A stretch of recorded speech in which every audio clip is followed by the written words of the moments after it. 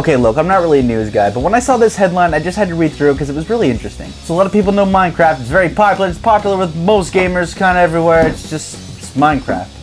Yeah. So Minecraft Story Mode is coming to the Switch. It's getting a physical release, but however, it's going to go for $39.99, which is $10 more than what it goes for on PS4, Steam, and Xbox One. Interesting.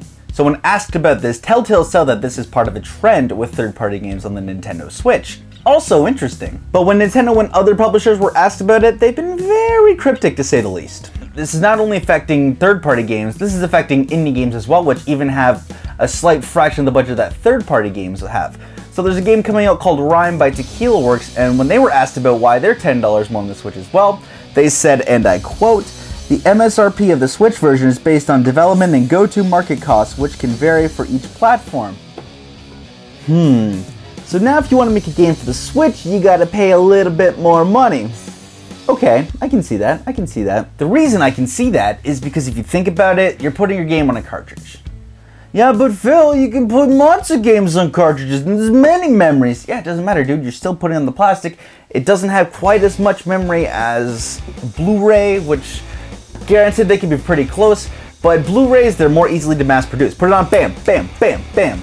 Cartridges, not as much. There's a little bit of a charge there, I can understand. However, the thing that scares me the most is that the trend, this word keeps getting brought up, trend. The trend is going up.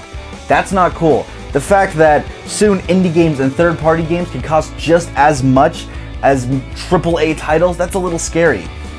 You see, sometimes if you have a little bit of pocket change, you go and you find an indie game that looks interesting, you'll get more than your money's worth. That's a success, because you've now found a great game for cheap that you can share with all your friends, and you guys can all play it for an inexpensive cost as opposed to paying $80 or $90 for Mass Effect Andromeda.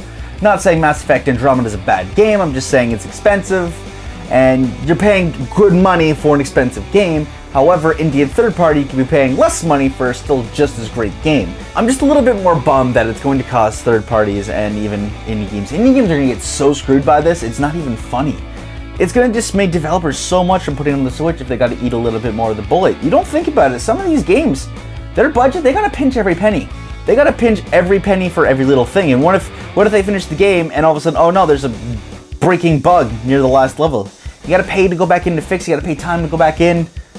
That eats up costs, man. And if they got to eat that costs now, even in just the mass producing, if I'm a developer, I'm like, this is one of the biggest gaming companies in the world. I'd love to have my game on here. But is it going to balance out in the end, the cost? Are we going to get the money back by putting it on here? Granted that the Switch now, you know, it's really hard to get one. Who knows, man? That's still up in the air. So basically to summarize, I think third party is going to be okay. You know, Minecraft and that third party Telltale, they're going to be fine. They'll be more than fine to be able to handle this. Ukulele, like that's going to be fine as well. Other indie games are going to be okay. It's more so now I'm worried about indie games. Indie games are the one that's kind of, it's got me a little on edge because I don't want to see indie games go down. I love indie games, man. I love playing some of these hidden gems that you can just find on like the shops for $10, man. I'm more worried about them. I hope, you know, that everything's okay. I hope that this doesn't become too big an issue. And I hope the trend doesn't go up and up.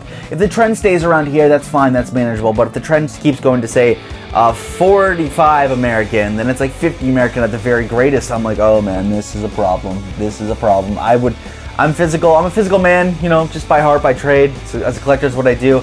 But I really don't want to go to digital. But if prices keep climbing and climbing, I'm going to have to go to digital. So that's my take, guys. I'm not really much of a news guy, but if you like the video, please give it a thumbs up if you want to see more. Subscribe if you really liked it. Tell all your friends. I'm trying to get to 1,000. I'm at 754. I'm 75% of the way there. I'm so close. I can taste it, man. So please subscribe again. I'm producer guy Phil, and I'll see you later.